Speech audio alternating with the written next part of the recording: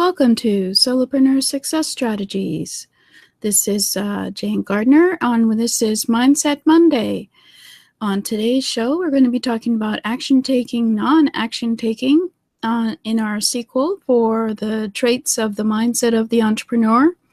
And I would just want to say that Solopreneur Success Strategies has 7 shows. It's weekly, and we have Get Your Message Out Tuesday about your social media and your brand, Wednesdays about your customer, Thursdays about your skills and knowledge as a solopreneur, Fridays about free software to use in your business, Saturdays about systems to put in your business, and Sunday is Strategy Sunday, about strategy to put into your business. So today is Mindset Monday, and I'm Jane Gardner. I work with my husband in our structural engineering firm, and we've been doing that for 20 years over in Western Canada. And I came out onto the internet about 3 years ago in order to see if I could help others be entrepreneurs.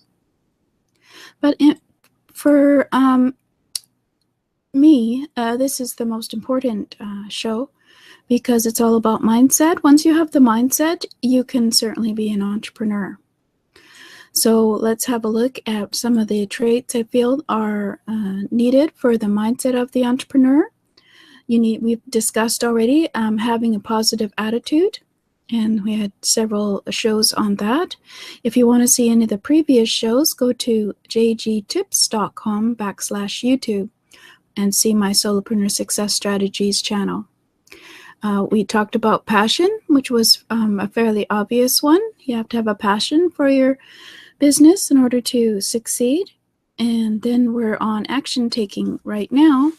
And this is like the 5th or 6th show on action taking. So this is a one which is very important in terms of the mindset of the entrepreneur. So let's continue on then, and let's go look at what today's mindset is going to be about. So let's have a look at the training today. So we're on action taker, and we've done about 4 or 5 shows on that. And then we're going to be going on, I think, probably next week. But for now, action taking is not letting the fear of failure stop you from taking action. And imperfect action is better than no action, certainly. And we looked at perfectionism and how perfectionism can lead to procrastination and inaction. As perfectionism is unattainable, and therefore it leads to procrastination because you keep planning the plan and perfecting the plan instead of moving into action. So perfectionism is quite a difficult one for most people and to let go of because you're planning the plan, which leads to inaction rather than imperfect action. Then we looked at another reason for inaction was the fear of failure. If you don't try in your business, then you're not going to fail. And so that prevents you from trying because you don't want to fail because you have a fear of failure. It's the uncertainty of failure that is holding you back. Well, inaction can be from a fear of success as well. For some people, they can feel that if they become successful, then there will be all these other demands on their time and the people in their life, that it will become a burden rather than to be successful, and so they feel that they go into inaction because they have a fear of success. To overcome the fear of success, you need to let go of this fear and develop a success mindset, which is a growth mindset as well, and you grow and aren't concerned about having success and moving forward in your business. So we've looked at several things that have stopped you from moving into action. And then another reason for inaction is a lack of self-discipline. If you're unable to focus and have the discipline to move forward in one direction, you may move on to another direction and find that you're not getting anything done. So when you don't have self-discipline, you don't make actions into habits, because habits are what make a business. having the routines of doing the things that are important to move you forward in the big business will actually move your business forward. So you have to use your self-discipline wisely. So you have to remember you are always moving forward towards the money. Whether or not you get the money today, you need the revenue in your business in order to have a business. So if the action today moved you forward towards getting revenue, then you should applaud yourself and continue with those actions and make them into habits. Another reason for an action is being unable to deal with discomfort. This is our reason today. A lot of people are stressed by the fear, and they become uncomfortable with the stress, and they are unable to deal with the discomfort, and so they avoid the discomfort by not going into action and moving forward. So procrastination results when the thought of taking action results in more discomfort than you are willing to handle. So it's also, again, the fear of unknown. It's making you procrastinate. Oh, there's another one.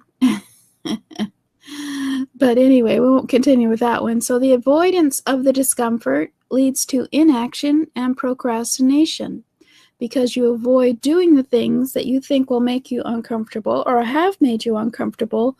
So you procrastinate and don't go and do them, and it leads to an action on your part. For example, one of the biggest fears in people's lives is public speaking. So of course, if you have that fear, then you're going to avoid public speaking as much as possible. But if your business requires you to do public speaking, then you become uncomfortable because you know that you should be doing public speaking for the business, but you avoid it. So this leads to the inaction and leads to stress in yourself, of course, because you know that you should be doing these things, but they make you uncomfortable. So only when the pain of not taking action is more than the pain of avoidance do you get things done for most people.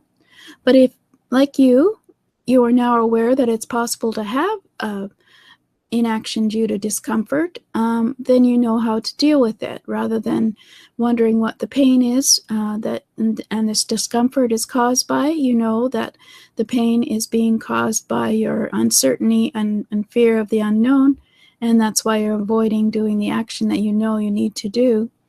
So that's better than not knowing. So what you could do is you start small and do small tasks and tackle those tasks that are mildly unpleasant, and then work up to the more painful task you are avoiding. Rather than trying to do the large, painful, discomforting task you might feel like public speaking, you could just go and do some casual networking where you have to speak to 3 or 4 people. Get yourself into the habit and work yourself up to the public speaking, because what will happen is, of course, the discomfort or the pain will overcome you at the idea of public speaking, so that you go into inaction and procrastinate about the public speaking because the fear is so immense.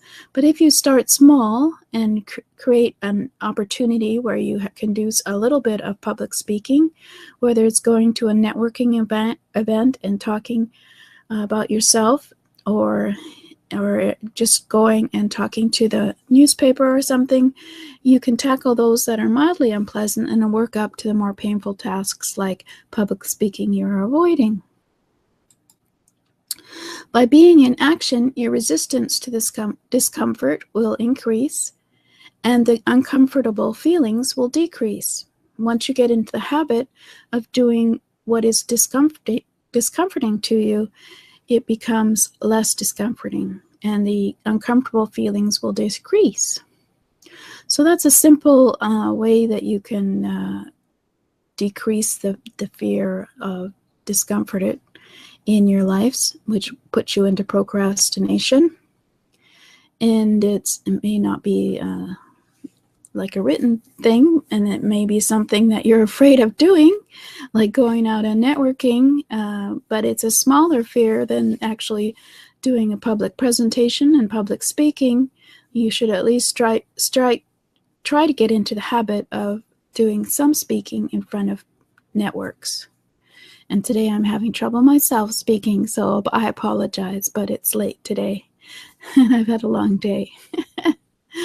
So yes, if you still find yourself avoiding the discomfort, even though you know you shouldn't, and you are finding yourself stuck completely, you might want to get some professional help with these feelings, whether it's going to get some cognitive therapy or just making sure you go to, well, you could go to Toastmasters, for example, and start practicing there with your public speaking, since we're on the topic of public speaking.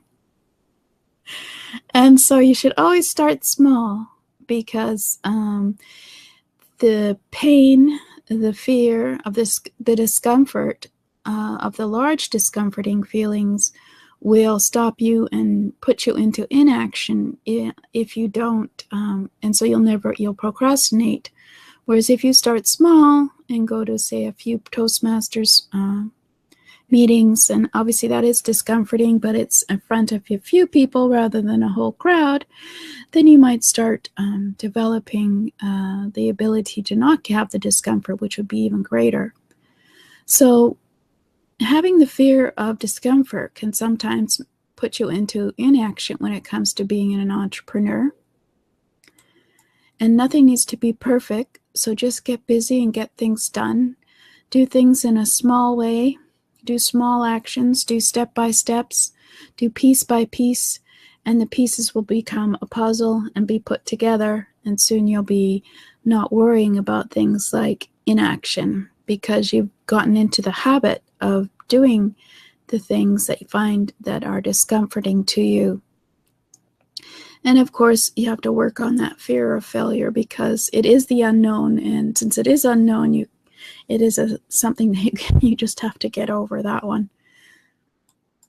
So imperfect action is better than no action, and I want you to remember that small steps and small pieces of the project will get you further than trying to perfect the whole plan. So I do have a Developing Your Success Mindset ebook at jgtips.com/s-mindset that you're welcome to download and subscribe. I love giving out information about success mindset and developing the mindset of the entrepreneur. As well, you can go and subscribe to Solopreneur Success Strategies channel over at jgtips.com/YouTube, where I have the previous episodes where I talk about passion and positive attitude. So it looks like I've run out of inaction ideas. That's about 6 of them so far in terms of being an action taker. So next week, I think we'll be going on to embracing the change on the mindset of the entrepreneur, and maybe put a few stories in that one. And that's also, I have at the moment the jgtips.com/mindset train, where I have a Mindset of the Entrepreneur Life magazine with 5-minute videos on mindset with action step worksheets. You can subscribe at $7 a month, and it's a weekly magazine to help you retrain your mindset. And it will really help you to train your brain into the mindset of the entrepreneur, and hopefully get you over these fears and this inaction and procrastination that you might have in terms of your business, if you have it.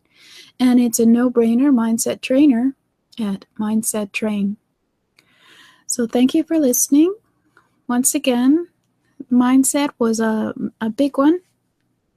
And I hope you got a few points from that and realized that all of us have the same issues when it comes to having the mindset of the entrepreneur. And even though we are entrepreneurs, all of us, there are still issues with anyone's mindset, because we are human. And even Richard Branson, I'm sure, has trouble with his mindset. as we all do at any time. It's just he's probably trained himself more than we have to be successful.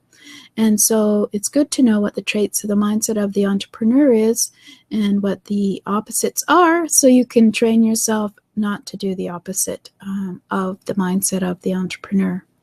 So this is Jane Gardner, and thank you for listening.